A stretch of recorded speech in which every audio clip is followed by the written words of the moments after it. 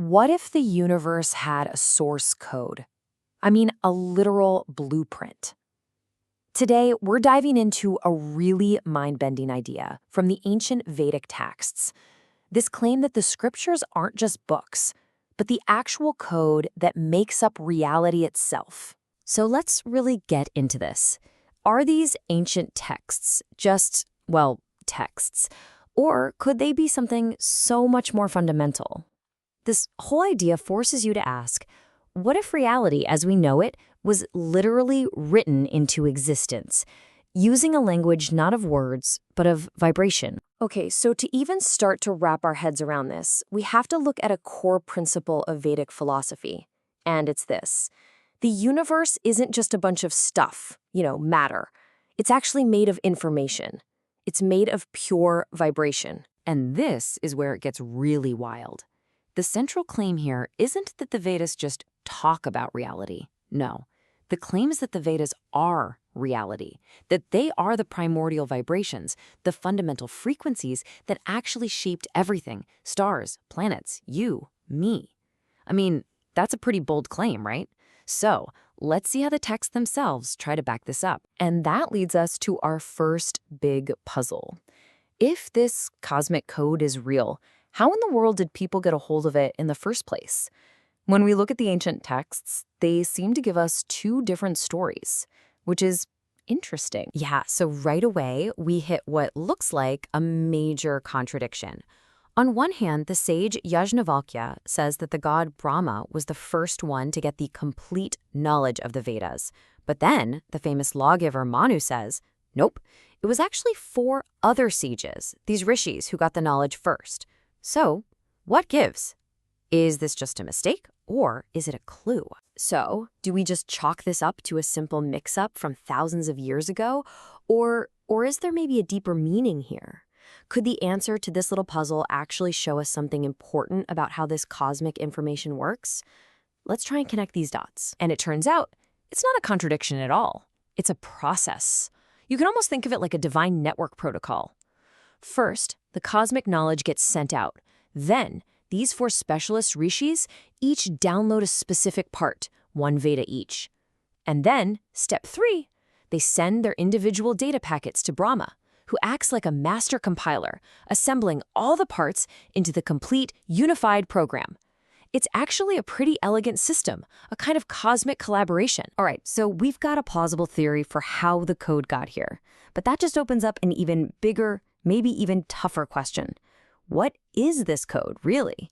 I mean, how can a bunch of hymns and chants, how can that literally be the stuff the universe is made of? This is the part that can feel a bit abstract, I know, but stick with me here, because the texts themselves lay out a really fascinating chain of logic. It's actually pretty cool. And it all starts with what the word Veda even means in this context. So clue number 1 comes from a specific term the texts use. They describe the Vedas as chanda.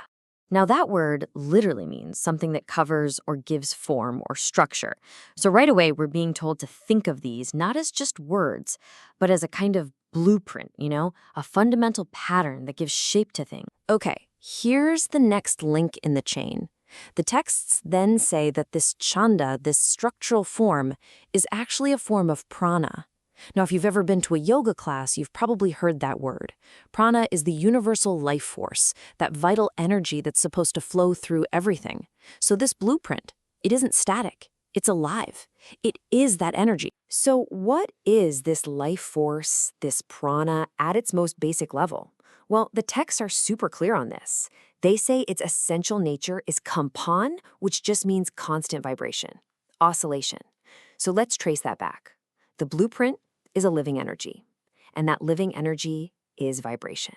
You see how the logic is building here? And this leads us to the final and honestly pretty stunning piece of the puzzle. It's a direct quote from one of the texts. Prana are rays. The Sanskrit word they use is Rashmi. So this vibrating life force isn't just some vague, directionless energy field. No, it has a form, a manifestation. It expresses itself as rays. Like rays of light. So let's just quickly run through that logic again, because it's so important. The Vedas are defined as form, or chanda. That form is a type of life force, or prana. That life force is at its core vibration, or kampan. And that vibration manifests as rays, or Rashmi. So the logical conclusion, right from the texts themselves, is that the Vedas are rays. Pretty incredible. Okay, this is where it all really comes together. This is the payoff. If the universe is literally built out of these Vedic rays, then what kind of rays are we talking about? And what do they actually do? Well, according to the texts, there are three main types that build everything. So this cosmic code seems to break down into three fundamental jobs, each handled by a different type of ray. First, you have the arc rays. These are the vibrations of form. They're responsible for all physical matter, all structure. Then you've got the Yaju rays. These are the vibrations of motion. They govern all dynamics, movement, even the fabric of space itself. And finally, there are the Sama rays, which are the vibrations of pure energy, light, heat, brilliance, you name it. Just let that sink in for a second. Matter, motion, and energy. Does that sound a little familiar? I mean, these are the fundamental components of our universe as we understand it today. What's so amazing is that this isn't just some vague poetry. It's presented as a coherent, almost physics-like model of reality, a model where everything emerges from just three types of primordial vibration. And that really leaves us with one final, pretty staggering thought to ponder.